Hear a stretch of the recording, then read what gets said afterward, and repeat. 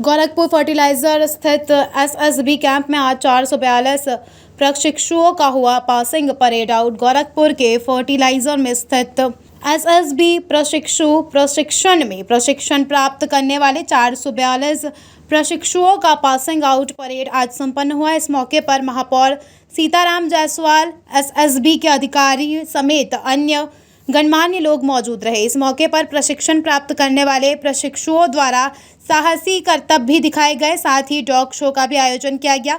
इस मौके पर प्रशिक्षुओं को पुरस्कृत भी किया गया। इस संबंध में सशस्त्र सीमा बल के डीआईजी रजनीश लांबा ने कहा कि अब ये जवान भारत की सुरक्षा और सेवा के लिए प्रशिक्षण पूरा होने के अलग अलग जगहों पर देश की सेवा में तैनात होंगे। रिपोर्टर धनेश कुमार की रिपोर्ट।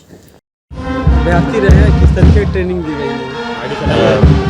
442 प्रशिक्षुओं ने इस परेड में भाग लिया और सफलतापूर्वक द्वार से बाहर निकले भारत के संविधान पर शपथ लेते हुए। तो अब ये सीमा प्रहरी होंगे नेपाल और भारत की सीमा पर, और नेपाल और भूटान और भारत की सीमा पर। और ये 44 हफ्ते का कठिन प्रशिक्षण था। विशेषकर कठिन हो गया था क्योंकि कोविड के प्रोटोकॉल को फॉलो करना था। वैश्विक महामारी के बीच में इन प्रशिक्षुओं ने ट्रेनिंग की और उसमें कई किस्म के इंडोर विषय, कई किस्म के आउटडोर विषय इन्होंने सीखे। आपने देखा कि आंख बंद करके भी हथियारों को खोल लेते हैं, जोड़ लेते हैं, और आपने उनके शारीरिक कौशल और शारीरिक फिटनेस का स्तर आपने देखा कि उनके पेट के ऊपर से बुलेट मोटरसाइकिल भी निकल रही है और तभी वो उसको अपने ऊपर से गुजारने में सक्षम है। और हम लोग इसलिए मानसिक टफनेस और फिजिकल टफनेस दोनों पर ध्यान देते हैं क्योंकि हम लोगों के बॉर्डर की चुनौतियां दूसरे बॉर्डर से भिन्न हैं। भारत नेपाल और भारत भूटान दोनों जो सीमाएं हैं वो मैत्रीपूर्ण बॉर्डर्स हैं हमारे। वहाँ के बॉर्डरों पे हमको देखते ही गोली मार देना ऐसा नहीं है।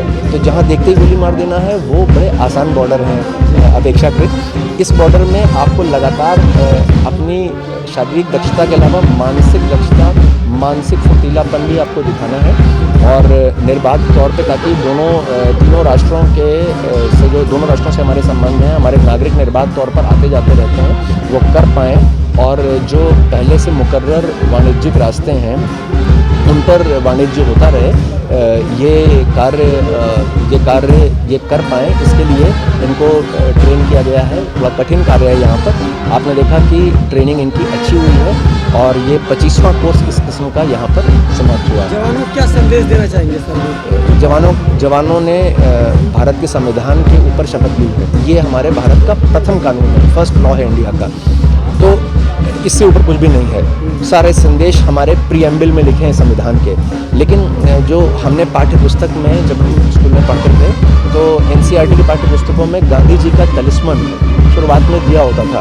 तो वो जब भी कोई दुविधा की स्थिति आए, जब मानसिक द्वंद्व हो, तो उस तलिस्मन को हम सुनकर उसको पढ़ के अपनी दुविधा को दूर कर सकते हैं। वो तलिस्मन बड़ा साधारण है। वो ये कहता है कि जब भी आपके समक्ष ये प्रश्न उपस्थित हो कि ये कार्य किया जाए या ना किया जाए, हम हाँ करें या ना करें, तो गांधी जी ने कहा है कि ऐसे में अपने मन में कल्पना कीजिए उस सबसे गरीब और कमज़ोर व्यक्ति की जो आप सोच सकते हो, और क्या उसको उस